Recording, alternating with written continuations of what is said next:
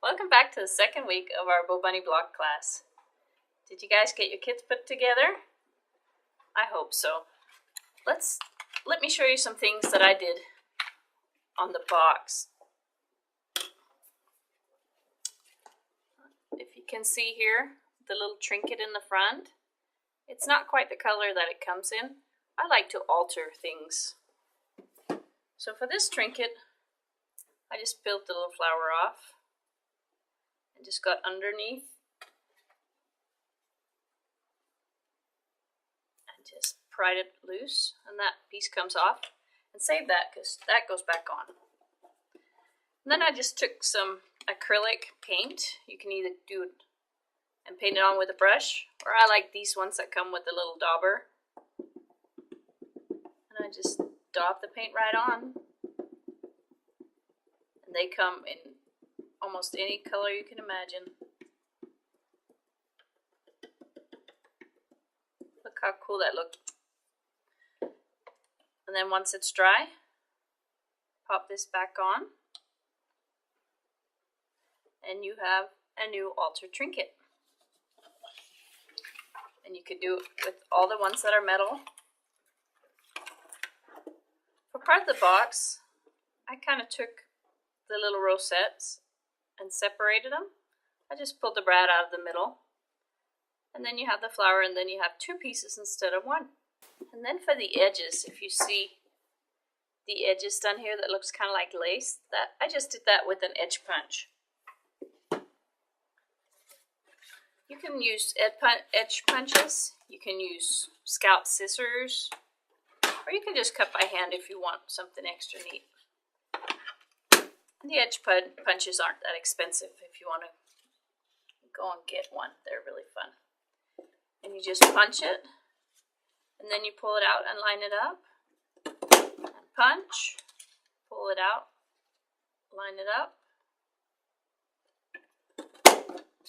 and then you just keep going. I used a couple different ones to layer them with different colors of paper.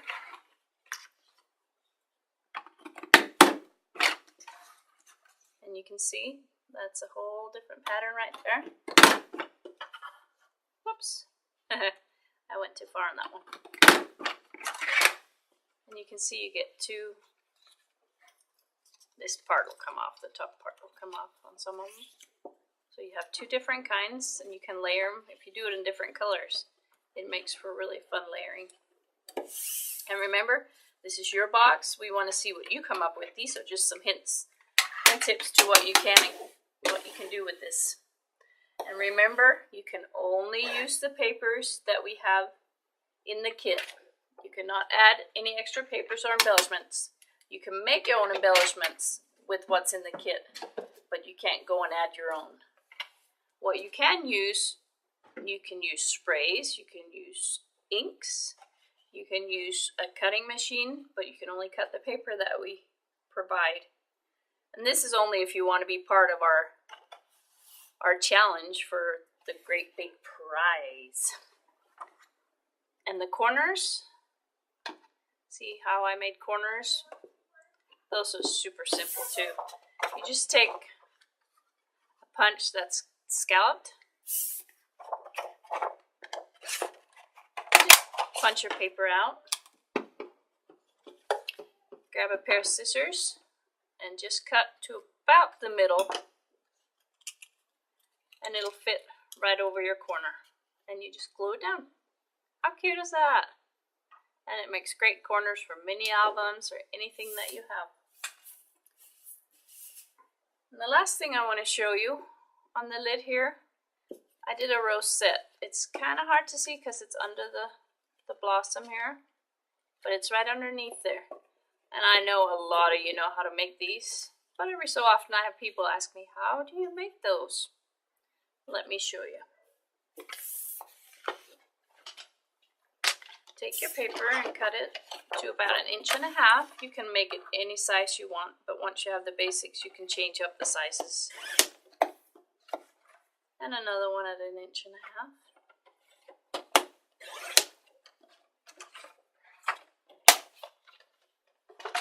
Then you're going to take your scoreboard and you're going to start scoring it all across.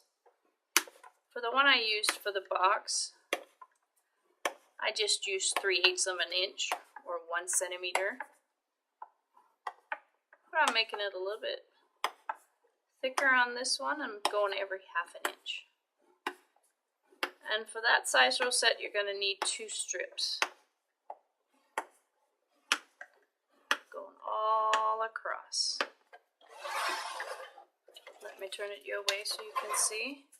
And you're just scoring it every 1/2 inch. All across.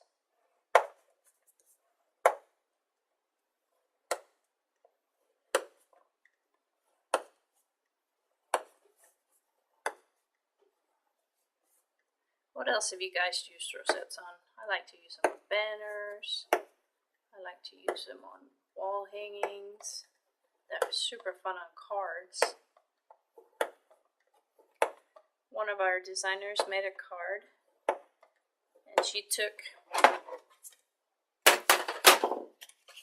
one of the papers, because the papers kind of look like fabric, and she got it wet and kind of folded it, and it looked just like fabric on her card, and it was so neat. If you get a chance, go back on our blog and see if you can find it. It is just, she shows you how, and it is really neat. Okay, what I just did, I just folded it accordion style. Let me show you. Just take where you scored it and just follow along all the score lines, back and forth and back and forth. It's kind of therapeutic. Just sit there while you're watching a good show and make like 500 of these. Or not. Okay, then you're going to glue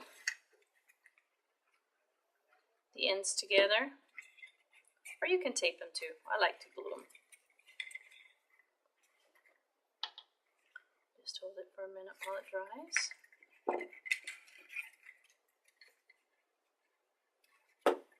And one little trick I can tell you, start folding one down and folding one up so they fit better together. And then you kind of get a nice seam that you can't see. Let that dry for a minute. We're going to be gluing it together, so I'm just going to take a thin piece of cardstock and I'm going to punch out a circle. And that's going to be my base where I'm going to put the rosette on. Put a whole lot of glue down.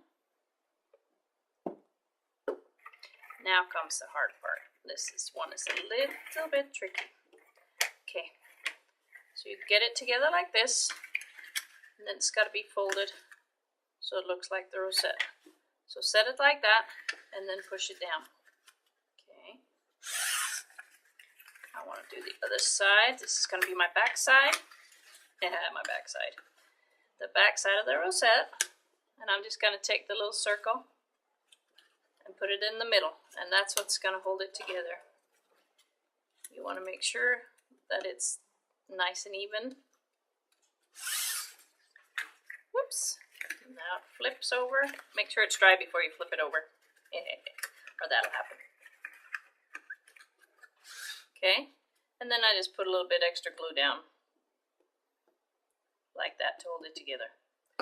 And now I just got to sit for about 3 or 4 hours and hold it till it dries. Just kidding. You just sit and hold it till it dries, and then you just have the cutest little rosette. And you can make them any size. You can make them so they stack.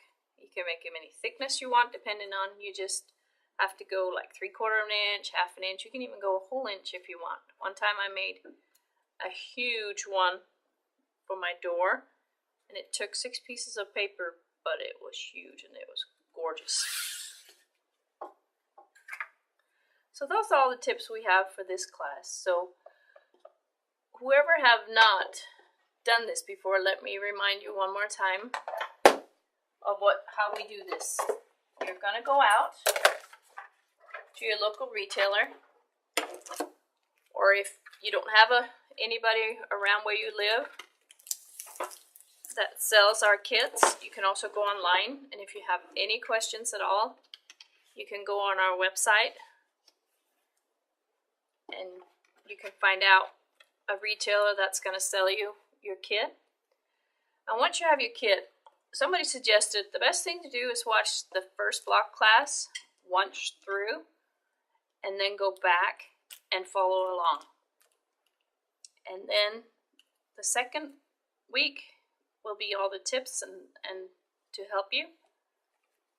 And then this third week, you're gonna get creative. You're gonna make whatever you want. And when you purchase your kit, make sure to ask the where you get it, how they want you to submit it. Because it doesn't go straight back to us, it goes back to the store where you got it, and they send it to us. So whether they want a picture, whether they want you to email it to them, however they want you to do it, just make sure you ask them. And then they send them all back to us, and a winner will be picked, and we have a fabulous big prize. So here's what you can use, and remember, only inks, paints, sprays, glitter can be used other than this. So go get creative, and I'm so excited to see what you guys come up with, and we'll see you next month. Bye.